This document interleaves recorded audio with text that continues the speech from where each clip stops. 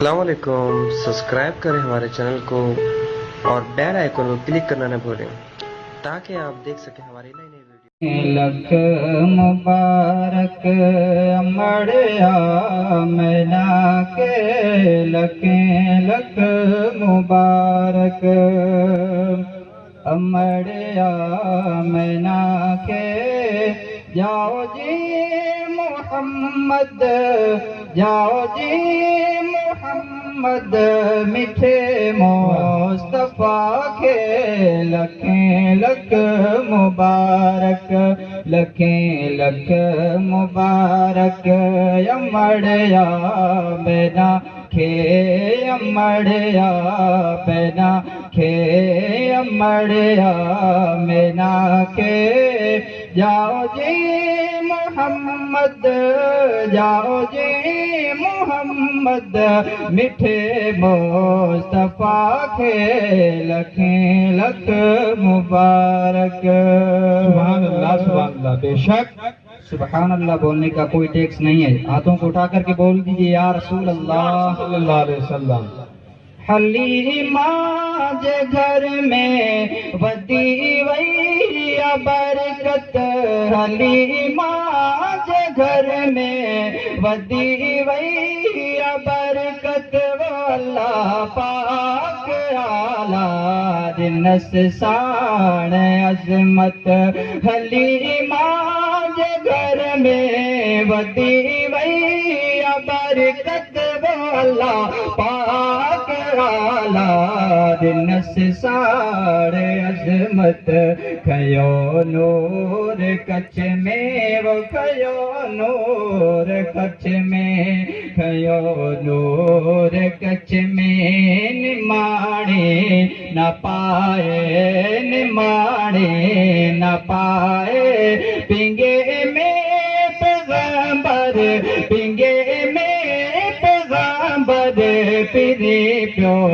गला सुभान अल्लाह लख मुबारक अमड़िया बेना के अमड़िया बेना के जाओ जी मोहम्मद जाओ जी मोहम्मद मिठे मुस्तफा के लख मुबारक। सुभान अल्लाह सुभान अल्लाह। सदर सब नबियन जो संदुस घर रचियो सदर सब नबियन जो संदुस घर रचियो मको पाक बारहमतन सारचियो मको पाक बारहमतन सारचियो भले आयो भूरल वो भले आयो भूरल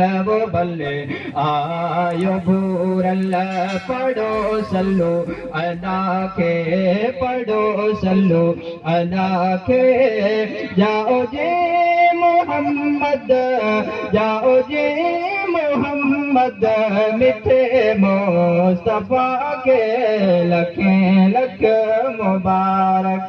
सुभान अल्लाह अमड़िया मेरा खे जाओ जी मोहम्मद जाओ जी मोहम्मद मिठे मुस्तफा के लख मुबारक।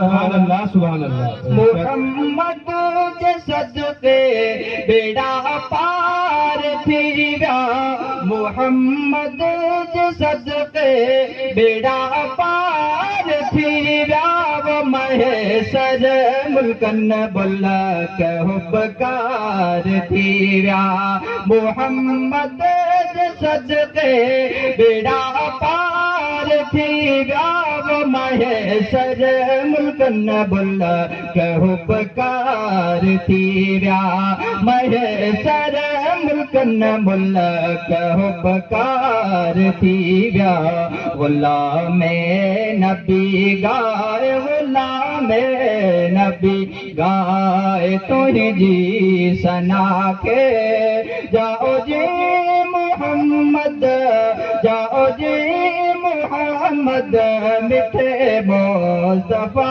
के लखे लख मुबारक अमड़िया मेरा के जाओ जी मोहम्मद जाओ जी मोहम्मद मिठे मुस्तफा के लखे लख मुबारक।